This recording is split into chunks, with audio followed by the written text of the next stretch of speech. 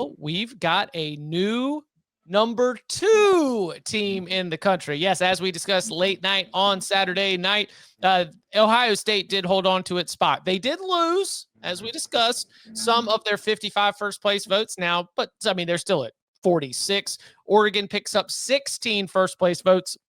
Miami in at number 3 with 4 first place votes.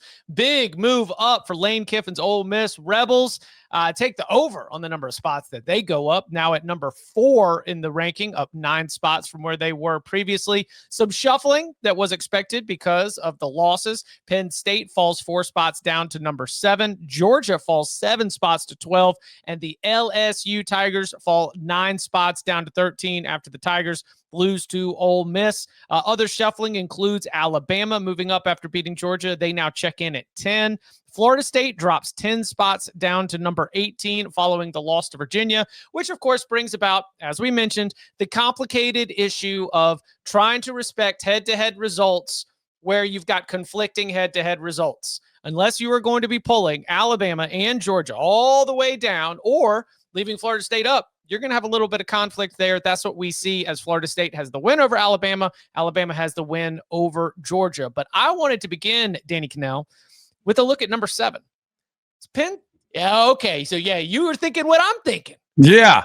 All right. Who are they beating? What are we going to go with? I am so tired of the good losses argument. It's what kept Notre Dame in the top 25 before they beat Arkansas. At some point, why do we let teams get away with this? Why do we let the voters get away with this? Texas is another one on there. Still a top 10 team. Where's Texas' good win? Oh, well, it was a good loss. It drives me insane that teams haven't even beaten a Power 4 opponent, and we're looking at them and giving them credit for a top 10, a top 10 ranking next to their name. And the other thing that drives me nuts is I think this year specifically, we've all kind of at least become to the realization that the AP voting process is a complete joke. And yet we all still reference top 25 wins or top 10 wins or top 15 wins. And we're just fueling the narrative that helps the biggest brands in the sport. It drives me batty. So look, I get it, but also logically, if you think Oregon is the number 2 team in the nation, how far can you really drop the team that just played them to double overtime? As far as you want. They didn't wait till next week. Why can't we wait? And why does it have to happen now? Why can't we wait and make sure that Penn State is as good as we think they are? Because for 3.5 quarters of that game, it sure didn't look like they were a top 10 team. I know. And take it to overtime. Like we're supposed to give them credit for that. I don't understand why it has to happen now. I'm totally okay if Penn State goes out. Just give me 1 more game, 2 more games. Let them blow out somebody, then let them move up. I do think there is a very solid argument to be made that Penn State shouldn't be ranked ahead of Indiana if you compare resumes. Even if you look at, Penn State playing Oregon tough. Or Indiana Alabama. Alabama just went into Athens. Yeah, I'm saying Alabama. I think there's a very solid argument you can make that Penn State is still too high if you're actually looking at the resumes of the teams that they're being compared to right now, even with that close loss. Because Penn State particularly, that loss to Oregon was the best game they've played, and they didn't play well until the 4th quarter. Although the defense played great, but we'll get to that later. I don't know. I mean, this is the weird part. It's like for me earlier in the season, it's very clear, like some of the voting kind of just malpractice that goes on. But this is when you start getting to the point of the year where it's like, okay, well, yeah, you're going to have head-to-head results that don't match up with what happened last week, and it's going to lead to stupid things. That said, Alabama being 10th and Florida State being 18th to me is absolutely ridiculous. If Florida State was 11th and Alabama was 10th, I'd be like, all right, fine, whatever. That's just kind of funny. But the fact that they put that huge of a gap between them to me is ridiculous. But we call out a lot of voters on here. I'm going to give some credit here. This is for you, Danny. Reese Davis, John Wilner, Steven Johnson, David Briggs, Andy Yamashita, the evil Ralph Russo, Sam McEwen, and Stephen Means. Those are your AP voters who still had Florida State ahead of Alabama on their ballots this week. Let's go. True ball knowers right there. I mean, even Reese Davis, Alabama grad. Mhm. That's somebody who's the closest to the fire, and he feels the warmth. Let's go. Congrats. And see, The only reason I'm not too willing to whatever, I think they should honor the head-to-head is because Florida State plays Miami this weekend. Like if they beat them, they should make a massive jump. And then maybe at that point, their resumes get a lot more similar because Florida State would have yet another win. Then you have that judgment call and it's a lot closer. So that's why I'm not too upset about Florida State and where they are, because they should have an opportunity to, if they have to win, and then they could make a massive jump up. You know who should be the most pissed off, though? Who? Virginia fans. Because think about it. The way that this poll works is more of an indictment about how the voters think of teams that aren't supposed to be good than it is Florida State. Because we have seen voters overreact and punish teams for losing games. But like Illinois lost by 50 last week and dropped from 9 to 23. Florida State lost, close to Virginia on the road, a 4-1 Virginia team, and dropped 10 spots. So, if Illinois is dropping 14 for losing by 50, why is Florida State dropping by 10 for losing close? That, to me, doesn't make sense. The reason is because Virginia stinks, at least in the minds of the voters. Now, they snuck into the poll at the very end. They got into 24th. But it's just, to me, I'm angrier if I'm a Virginia fan than if I'm a Florida State fan, honestly. Do you know why Virginia fans are particularly angry? And not just because we went over the top calling them nerds for about 90 seconds at the end of the show at 1 a.m. Because if they don't throw an interception against NC State, they're undefeated with a win against Florida State. Like, they are legitimately 1 or 2 plays They might be away. 20th right now instead of 24. Yeah. So that was a sentiment that I was definitely starting to see from the who's out there who are very much in the, man, I think we're going to regret that loss at NC State in week 2. Now, remember, that was a non-conference game. So Virginia, undefeated in ACC play with the head-to-head win over Florida State. If Tony, and a decent conference draw, Tony Elliott can keep this thing on the tracks. They could do something. It's the ACC. They will not keep it on That's true. tracks. But to your point, no Clemson, no Miami, no SMU. They do have a tricky one this weekend at Louisville, but it is a very, very manageable schedule. They'll be underdogs at Duke. Yeah. Because Duke's the only of all the schools here in the Triangle that have moved on to basketball season. Duke's the only one that still cares about football. I mean, they killed Syracuse, which is remarkable. That's where we're at right now. Maybe a little bit more on both those things later. All right, where else in the rankings do you want to turn our attention? I mean, LSU has no good games at this point.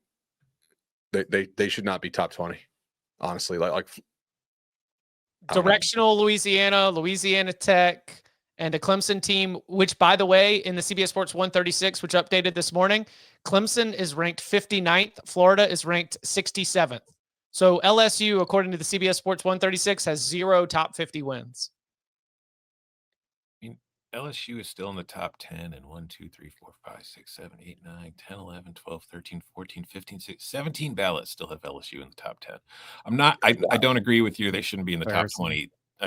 I'm not going to agree with you. They shouldn't be in the top 20 opinion that Bud just shared. Name 20 better teams. Okay. Well, actually, let's do this. I worked on this morning. Okay. Everybody ahead of them, we think would be favored over them, correct? Right now? Yeah. Is Indiana favored over LSU? I think yes. I think with favored over LSU. Like non-functional. I don't know if I'm going to go that far. But I'd have thought, well, who would you pick? Indiana. Forget that. I hate that. Yeah, I would pick Indiana. I would pick Indiana, but Indiana also just struggled on the road against Iowa. Agreed. That's why I think all of this stuff is so complicated this year because of the parity. And that's what's frustrating, is because the perception and where you have that magical number in front of your name is really going to matter at the end of the season. And it shouldn't, but it's going to. I would take Missouri over them. I would take Michigan over them. I would take Notre Dame over them. I would take FSU over them. I would take Tennessee over them. Hold on.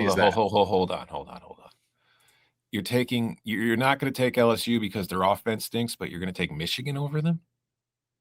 I think Michigan's offense looks better than LSU's offense. I think the defense is I think the offensive gap in Michigan's favor is bigger than maybe the slight defensive gap in LSU's favor. Yeah. I think LSU's offense looks broken. I mean, they had 21 carries for 60 yards. Nussmeier looks hurt. I'm just saying, like right now, they do not look like a top 20 football team to me. Honestly, they got very lucky that Ole Miss did not blow them out. Tom, I think you make a case for Illinois over LSU. If you get the version of Illinois that you got against USC, if they you give me played pretty points well. with They got Illinois, some I good would take game. Illinois. Yeah. I mean, I'm not going to Yeah, Michigan can run the ball. LSU cannot. Right. But I mean, the thing is, like, I don't know, LSU's defense is pretty solid against the run. And I feel like if LSU is able to stop the run against Michigan, what the hell are they going to do against them? Nothing. That's fair. Do we think LSU would score? No, but I think they could beat Michigan 13-10. Well, if the officials from Happy Valley step in and just decide we're not going to call holding because we don't want to have a 3-3 tied into oblivion. Yeah. Then who else? Anybody else from the ranking stand out? It was again jumbled. Lots to be able to sort out. It was a big weekend of results. So something that we knew that this part of the season was coming, and that's definitely what's arrived here with some of the conflicts that you've got all throughout the ballot. Georgia Tech feels too high. They did not get punished for a yeah. That was not fluky either. Like they got outplayed. Yes. And then have you seen you saw the offsides call? Yeah. Wake Forest has been on the wrong side of the officials for about 2 weeks in a row right now. And I mean, that's going to be the difference between maybe going bowling or not for Jake Dickert. So They put out did the ACC put out an apology or whoops, we're bad, my bad? and I haven't seen it yet, but that one was, I mean, it was a great, I mean, and it was like the Auburn stuff. Auburn, Oklahoma was interesting because there were calls. They could have kneeled on it and the game was over if they call that call right. And he was clearly offsides. That should be reviewable, by the way. Think about it. Like a turnover with a clear and obvious offsides should be reviewable. Like it's not really a judgment call at that point. You have the down the line camera look on every snap. Like it's really not that hard to take a look at that. And it's something that can be quick. Like you're going to a break anyway after a turnover. So, I mean, if you have a pretty clear offsides, that's like palpable error. I think that should be a reviewable play. Targeting is judgment. Targeting is judgment. Your defensive pass interference, holding is judgment. Like there is not much judgment about whether or not you were on one side or the other of the line of scrimmage. And if they did review it, we would be able to write a bunch of columns about how cool it is to hear them talk about it. Wait, hold on. Are they writing columns? I see a lot of commentary on social media. Writing columns about it? I'm sure they are. I've seen them. Yeah. I don't know if there's 100 of them. It does look cool. I only read Tom, That's all. You don't read me, boy. It's the one win that Jim Phillips and the ACC they've gotten like since during his tenure. And the very next day, there's a horrific ACC official call that just kind of takes away from it. And I like how it kind of sounds like NASA, just the microphones, the way they're like a little radio-ish. Yeah.